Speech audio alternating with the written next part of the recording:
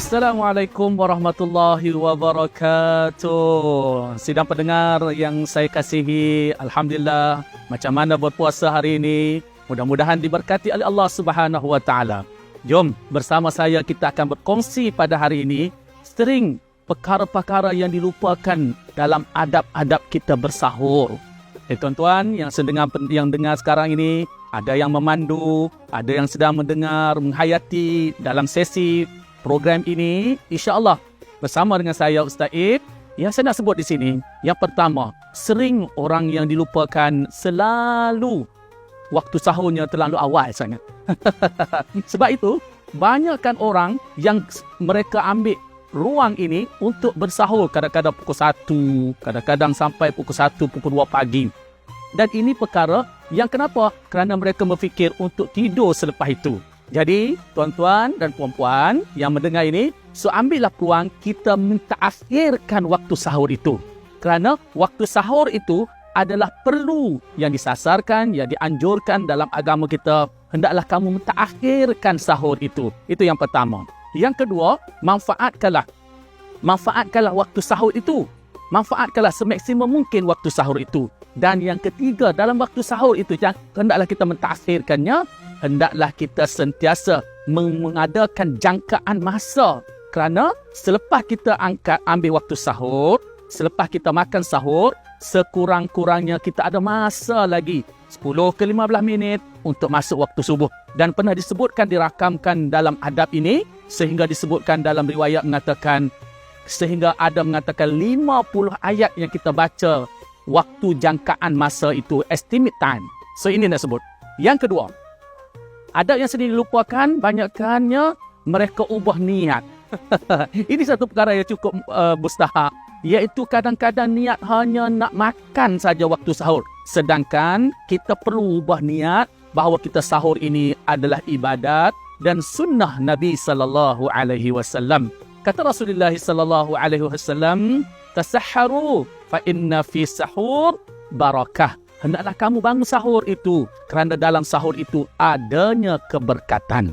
Jadi tuan-tuan yang mendengar, hayatilah adab-adab yang sahur, waktu sahur kita sungguh-sungguh bermakna waktu itu. Dan yang ketiga, waktu sahur ini perlu makan, ambillah sunnah yang kita selalu keringkan, iaitu ambillah sedikit kurma. Ini perkara yang kita jangan hentam semua benda-benda lain, tetapi kita tak ambil langsung kurma. Kerana dalam kurma itu ada banyak benda-benda yang memberikan tenaga kepada kita. Kita panggil glukosa alami. Jadi glukosa alami ini secara natural. Badan kita besok nak guna tenaga. Sebab itu, ambillah sedikit sebanyak sebagai sebaik-baiknya makanan sahur. Bagi seseorang mukmin itu perlu ada juga cebisan kurma. 3 bijinya, 5 bijinya atau 7 biji. Jangan ambil biji yang ganjil. Jadi itu yang ketiga. Yang keempat, perlulah ketika itulah ruang 1/3, sepertiga malam akhir. Kita ambillah peluang itu waktu sahur yang sering dilupakan, iaitu kita banyakkanlah berdoa dan beristighfar. Kerana waktu itu adalah sepertiga mahsyid. Jadi ini yang dikatakan. Kadang-kadang kita banyak menghabiskan waktu itu, kita menonton televisyen. Konon-konon time itulah drama sedapnya. Time itulah Allah. Duk berepuk ni nak makan. Sebab apa? Drama nak mari dah. Ulangan hak petang maghrib kemarin tak ada tengok.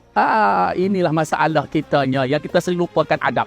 Sebab itu, tuan-tuan, siri pendengar yang saya hormati semua, ambillah waktu itu untuk kita berdoa dan beristighfar. Jadi, jangan kita habiskan dengan handphone, jangan habiskan tonton televisyen. Gunakanlah waktu itu banyakkan memohon keampunan Allah Subhanahu wa taala. Dan dua lagi, saya nak bagi tip 6 perkara ini. Yang kelima, tidak berlebihan dalam makanan.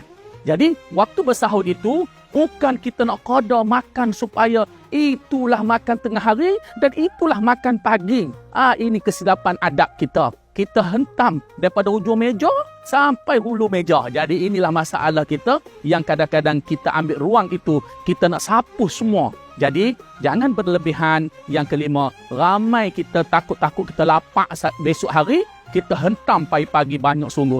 Jadi tuan-tuan yang sidi pendengar yang saya hormati, ini perlu kita lihat bahawa adab ini kita jangan berlebihan makan waktu sahur itu. Dan yang terakhir sekali, ini yang penting. Tuan-tuan dengar betul-betul. Iaitu, hendaklah kita sentiasa berdoa dan rasa syukur. Rasa satu perkara kita bertadabbur dengan apa yang nikmati yang kita dapat waktu sahur itu. Kerana apa? Kerana ada orang yang tidak ada makan, ada orang yang pagi-pagi perlu celak mata apa yang dia nak makan. Kita dah ada rancangan, dah boleh makan, dah diberi izin untuk bangun. Sebab itu, Nabi SAW mengajarkan kita apabila kita bangun pagi, doa yang sering kita mengatakan, Alhamdulillahilladzi ahyana ba'dama amatana wa ilaihin nusyur. Jadi tuan-tuan, seri pendengar yang saya hormati, gunakan waktu itu kita berdoa selepas kita makan. Dan jangan lupa basuh tangan, dan yang paling penting selepas makan itu gosok gigi. Ini tuan-tuan, gosok gigi main peranannya cukup mendalam. Kerana apa? Sering kadang-kadang kita lupa untuk meswak atau untuk kita gosok gigi dan bercucikan anggota mulut. Kerana apa? Besok ni kita boleh telan ayat dia. Sekurang-kurangnya. Jadi kalau tuan-tuan tak gosok gigi, tuan-tuan tak bersih mulut, inilah kita khawatir sisa-sisa makanan tu ada tu. Inilah adab-adab yang sering kita dilupakan waktu kita sahur. Sebab itu, tips saya nak sebut. Cubalah sedaya mungkin. Lebih awal, 15 minit lebih awal jadual makan kita itu. Kerana apa? Kerana waktu tu kita boleh semayang tahajud. Waktu tu kita boleh semayang witir. Kalau semaring tak sempat semayang witir, maka waktu telah kita ambil sikit masa untuk kita melaksanakan ibadat kepada Allah Subhanahu Wa Taala. InsyaAllah tuan-tuan, selamat berbuka puasa dan selamat berpuasa sepanjang Ramadan. Wallahu a'lam.